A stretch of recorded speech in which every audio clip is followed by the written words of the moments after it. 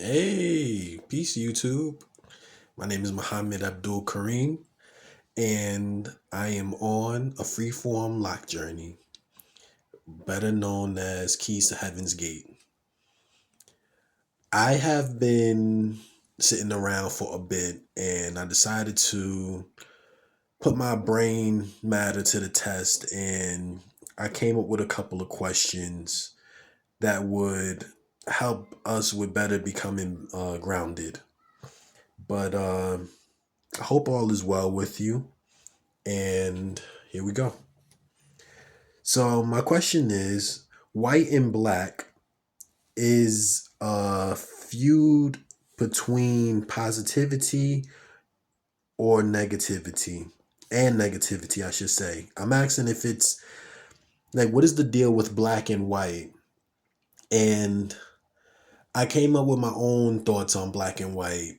I've thought of Kemet, I've thought of Egypt, I've thought of the race of black people, the race of white people. I've thought of black being negative with electricity.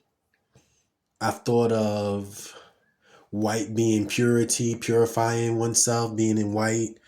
And it's just like a mass ball of confusion, in my opinion. Like the earliest predated history has to be Kemet, where it talks about black being the land of black, basically. But you see all throughout the hieroglyphs and the writings on the wall, I would say, these individuals are wearing white and off white. Not really. I don't know if any of the pharaohs of any of the Egyptians, ancient Egyptians, were wearing black. But I digress. But the place is Africa, and I would assume this is what is the meaning of the land of black. But when we think about white, we think about superiority and inferiority. Because of this way of having black being an inferior color upon amongst the spectrum, at least in some of my philosophy, um, we consider to be black as a thing that's considered negative, and white is being a thing that's of purity. And white people should be given their name back, which is Caucasian, in order to stop with this this bigging them up, for lack of a better words, because for bigging white people up, it's just a time and place, and it's a time for us to reclaim our place. If we consider to talk to ourselves and call each other black, I think it's enough of us amongst the world, in my opinion, that's running away from themselves, that's saying, I'm not black. I rather myself be considered this. I would consider myself to be that. And that is true. Like, there should be a way for us to reclaim our place as opposed to being called black. Once again, you can consider yourself African, African American. There's many other races and different types of places to belong to, especially amongst our time and place of being able to use ancestry in this day and time in this place. Um, but I digress. I just believe that it's been put into place like this for a reason. And it's so that we would be considered to be the downtrodden, or continue to be the downtrodden. And it's like, if you can trace your roots back to Kemet and see where you belong, how could you be put in second place? I don't believe it's any way of doing so.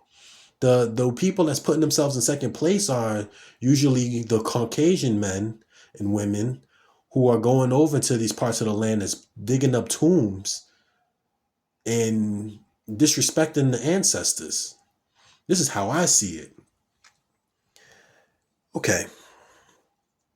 If you have any feedback, be kind and leave some comments, some feedback, leave questions. If you have any, leave your opinions. I don't mind listening or reading. I mean, my channel is pretty dry as it is. Okay, so now this is about freeform. And I questioned, how far can you go in your lock journey as it pertains?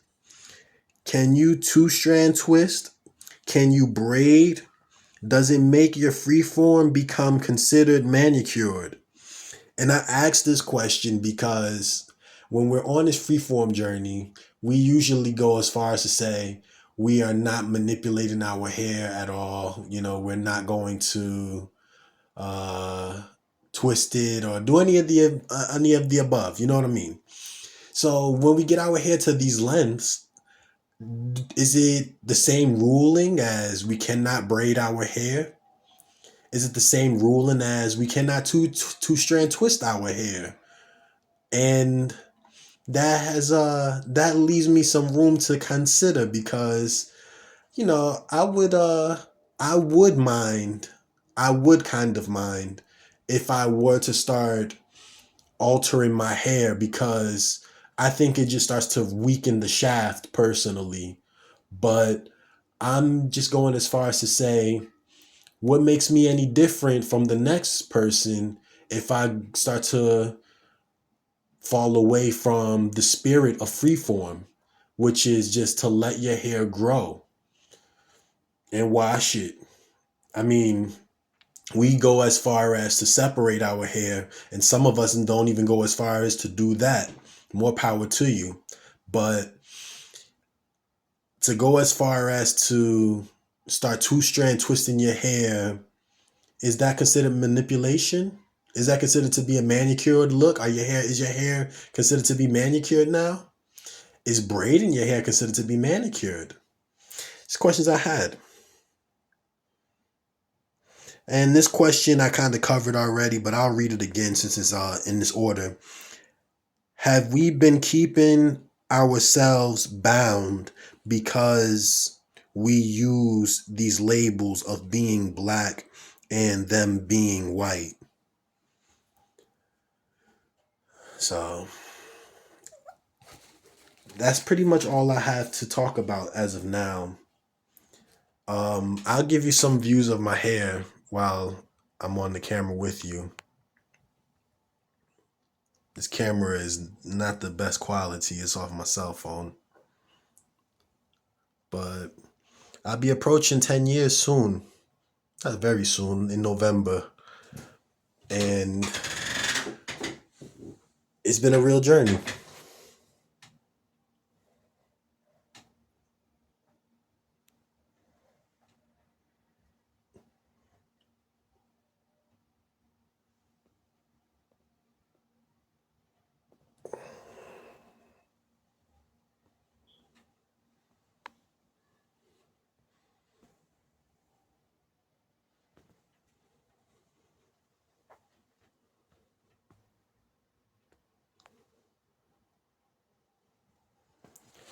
Okay.